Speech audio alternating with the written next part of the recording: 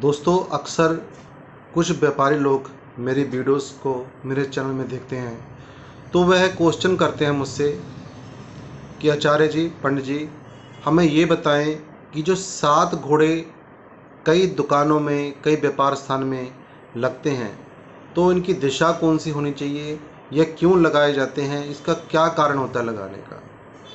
तो दोस्तों, आज मैं इसी 7 घोड़ों की चर्चा करने वाला हूँ और बताने वाला हूँ कि यह क्यों लगाया जाता है, इसके पीछे लॉजिक क्या है और कहाँ यह लगाना चाहिए और इससे क्या होता है।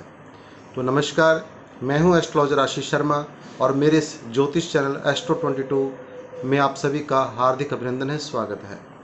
दोस्तों, कभी भी जो भी बिजनेसमैन, व्यापारी अपने व्यापार स्थान में जब यह घोड़ों की 7 घोड़ों की दौड़ती हुई तस्वीर को लगाते हैं तो सबसे पहले उनको बहुत चीज़ों का ध्यान देना चाहिए।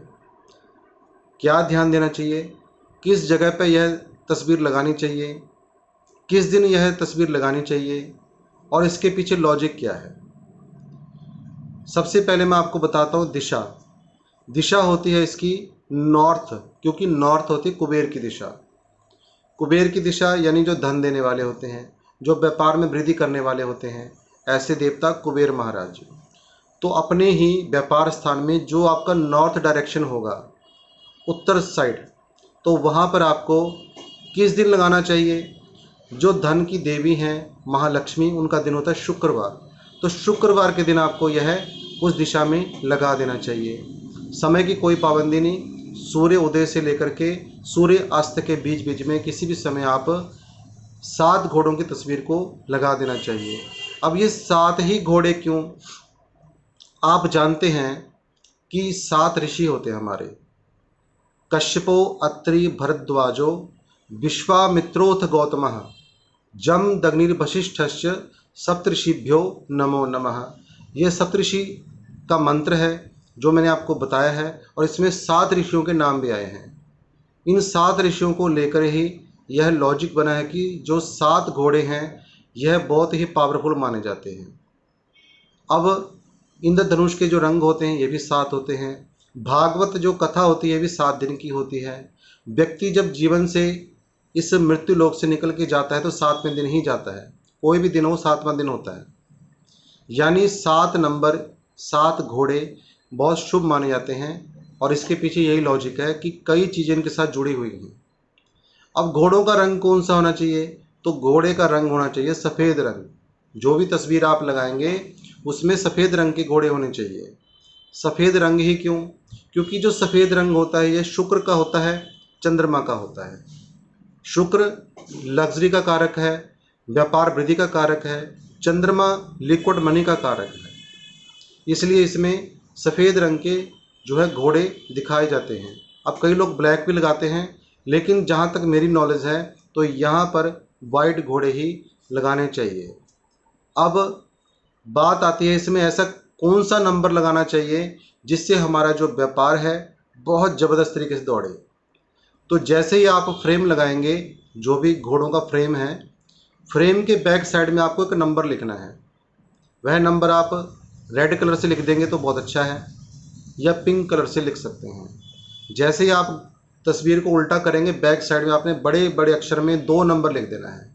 2 नंबर क्या है? चंद्रमा का, यानी लिक्विड मनी का।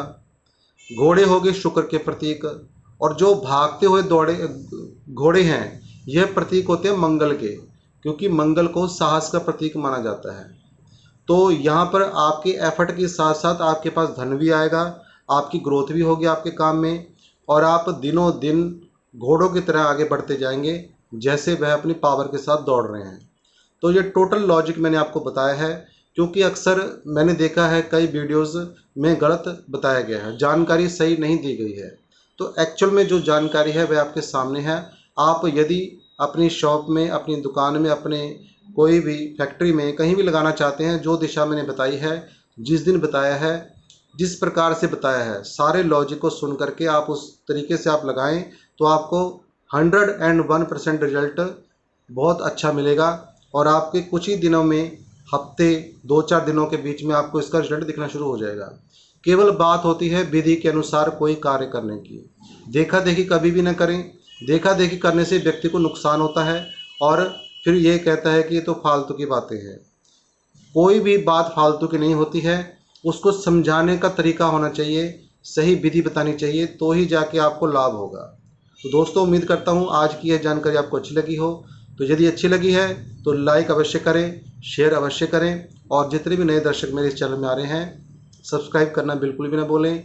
यदि आप मुझसे कंसल्टेंसी लेना चाहते हैं तो मेरे दिए गए नंबर पर आप मैसेज करें और यह कंसल्टेंसी पेड होगी, निःशुल्क। केवल मैं आपको वीडियो डाल रहा हूं, जानकारी दे रहा हूं, यह निःशुल्क है। इसके अलावा यदि आप अपनी जन्म पत्रिका दिखाना चाहते हैं तो वह पेड सर्विस होगी, शुल्क लगेगा। उसकी शुल्क की जानकारी मैंने अपने वीडियो के माध्यम से ही शो करा दी है।